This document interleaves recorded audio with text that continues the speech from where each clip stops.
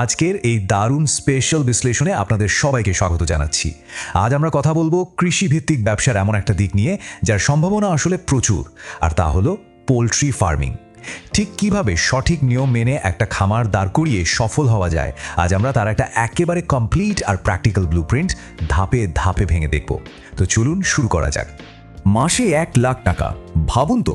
Poultry ব্যবসা থেকে এমন একটা আয় করার স্বপ্ন আমরা অনেকেই দেখি, তাই না? কিন্তু একটু থামুন। শুধু পকেটের টাকা ঢেলে দিলেই যে মাস শেষে এই আয় পকেটে আসবে, ব্যাপারটা কিন্তু মোটেও তেমন নয়। এর জন্য চাই একটা সিস্টেমেটিক প্রসেস আর কড়া নিয়ম মেনে চলা। আজকের এই আলোচনায় আমরা ঠিক সেই রিয়েলিস্টিক উপায়গুলোই খুঁজব যা দিয়ে ধাপে ধাপে এই টার্গেটে পৌঁছানো সম্ভব। আচ্ছা, তো চলুন ঝটপট আমাদের আজকের রোড ম্যাপটা একটু দেখে নেই। আমরা শুরু করব খামার প্রস্তুতি আর জাত নির্বাচন দিয়ে। এরপর দেখব দৈনিক যত্ন ও খাবার ব্যবস্থাপনা। তারপর সুরক্ষার জন্য স্বাস্থ্য ও টিকা নিয়ে কথা বলবো। আর একদম শেষে থাকবে আমাদের দীর্ঘমেয়াদী কৌশল ও আয়ের হিসাব নিকাশ। রাইট, প্রথম ধাপে চলে এলাম, খামার প্রস্তুতি ও সঠিক জাত নির্বাচন। এটাকে আপনি একটা খামারের হার্ডওয়্যার বা বেসিক ফাউন্ডেশনও বলতে পারেন। জাত নির্বাচনের ক্ষেত্রে একটা মজার তথ্য দিই। জানেন কি, আধুনিক ব্রয়লার মুরগি কিন্তু 50 বছর আগের তুলনায় প্রায় 4 গুণ দ্রুত বাড়ে। দেশি মুরগির রোগবালাই কম হলেও এদের গ্রোথ কিন্তু বেশ স্লো। তাই যারা একদম নতুন শুরু করছেন তাদেরকে সাধারণত ব্রয়লার বা সোনালী মুরগি পালনের পরামর্শ দেওয়া হয়, কারণ ব্রয়লার মাত্র 40 থেকে 45 দিনের মধ্যেই বিক্রির জন্য রেডি হয়ে যায়, মানে খুব দ্রুত লাভের মুখ দেখা যায়। আর সোনালীর কথা বললে এর বাজার দর সবসময় ভালো থাকে, তাই আর্থিকভাবে এটাও দারুণ একটা অপশন। আর হ্যাঁ, একটা খামারের ভবিষ্যৎ কিন্তু পুরোপুরি নির্ভর করে আপনি সেটা কোথায় বানাচ্ছেন তার উপর। খামার অবশ্যই উঁচু জায়গায় আর খোলামেলা পরিবেশে হতে হবে, যেখানে পর্যাপ্ত আলো বাতাস খেলতে পারে। আপনি যদি কোনো নিচু, জলাবদ্ধ বা একদম ঘনবসতিপূর্ণ এলাকা বেছে নেন, তাহলে কিন্তু শুরুতেই ফেল করার ঝুঁকি অনেকখানি বেড়ে যায়। খামারের অবকাঠামো বা স্ট্রাকচার তৈরির সময়ও কিছু বেসিক রুলস মানতেই হবে। যেমন খামারের মেঝে যে কোনো মূল্যের শুকনো রাখতে হবে আর ছাদ হতে হবে বেশ উঁচু। খামারটা পূর্ব পশ্চিমমুখী করে বানালে সবচেয়ে ভালো, এতে সরাসরি রোদ কম পড়ে। এর পাশাপাশি শীতের দিনে পর্দা আর গরমের দিনে পর্যাপ্ত কুলিং ও ভেন্টিলেশনের ব্যবস্থা, এগুলো কিন্তু একটা সফল খামারের জন্য একদম মাস্ট। নতুন মুরগির বাচ্চা খামারে আসার ঠিক আগের 24 ঘন্টা, এটা কিন্তু আক্ষরিক অর্থেই একটা মেক অর ব্রেক সিচুয়েশন। বাচ্চা আসার আগে পুরো খামার জীবাণুমুক্ত করা, মেঝেতে একদম নতুন লিটার বা তুষ বিছানো এবং খাবার ও পানির লাইন রেডি করা বাধ্যতামূলক। আর হ্যাঁ, ব্রুটারের তাপমাত্রাও আগে থেকেই পারফেক্টলি সেট করে রাখতে হবে। মনে রাখবেন, একটা সুস্থ ফ্লকের জন্য এই পূর্ব প্রস্তুতিগুলোর সাথে কোনোভাবেই আপোষ করা চলবে না। তো আমাদের হার্ডওয়্যারের কাজ শেষ। এবার আমরা যাচ্ছি দ্বিতীয় ধাপে, দৈনিক যত্ন ও খাবার ব্যবস্থাপনা। মানে আমরা এখন খামারের সফটওয়্যার বা প্রাত্যহিক পরিচালনার দিকে ফোকাস করব। দেখুন, খামারের সফল হতে হলে রুটিন মাফিক কাজের কিন্তু কোনো বিকল্প নেই।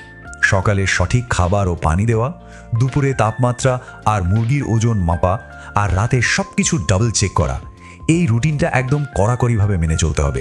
আর সবচেয়ে ক্রুশিয়াল পার্টটা কি জানেন? খামারের যাবতীয় তথ্য প্রতিদিন একটা নোটবুকে লিখে রাখা। এই শৃঙ্খলাবদ্ধ অভ্যাসটাই হলো খামার ব্যবস্থাপনার আসল প্রাণ। খাবারের ক্ষেত্রে বয়সের সাথে সাথে স্টার্টার, গ্রোয়ার এবং ফিনিশার, এই 3 ধাপে খাবার পরিবর্তন করতে হয়, যাতে মুরগির সঠিক পুষ্টি নিশ্চিত হয়। আর পানি তো সবসময় ফ্রেশ হতে হবে। একটা ব্যাপারে খুব সাবধান, হুট করে কিন্তু মুরগির খাবার চেঞ্জ করা যাবে না। আর কোনো অবস্থাতেই ছত্রাক পড়া বা নষ্ট খাবার দেওয়া যাবে না।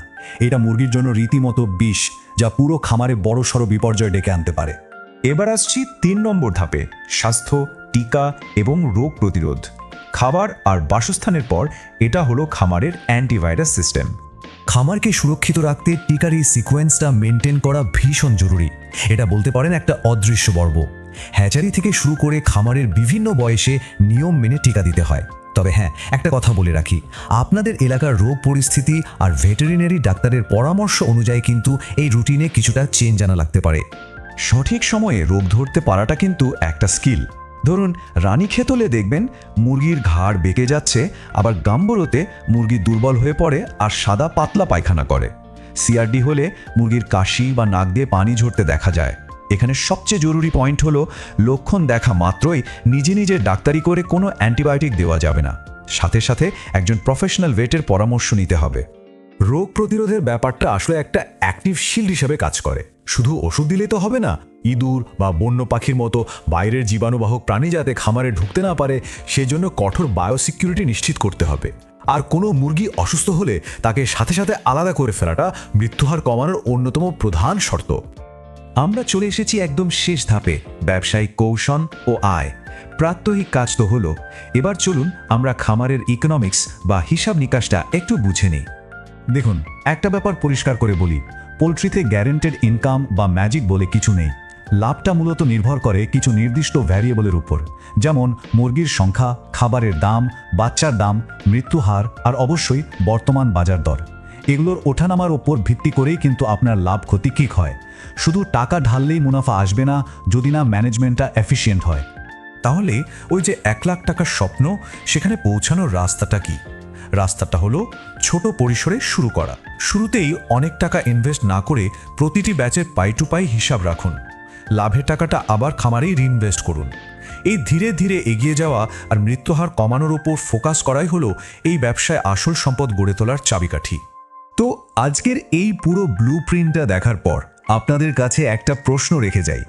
বর্তমান বাজারের অবস্থা আর ঝুঁকির কথা মাথায় রাখলে একটা নতুন খামার শুরু করার জন্য ব্রয়লার, সোনালী নাকি লেয়ার, কোন যাত্রী দিয়ে যাত্রা শুরু করা আপনার কাছে সবচেয়ে নিরাপদ মনে হয়? একটু ভাবিন।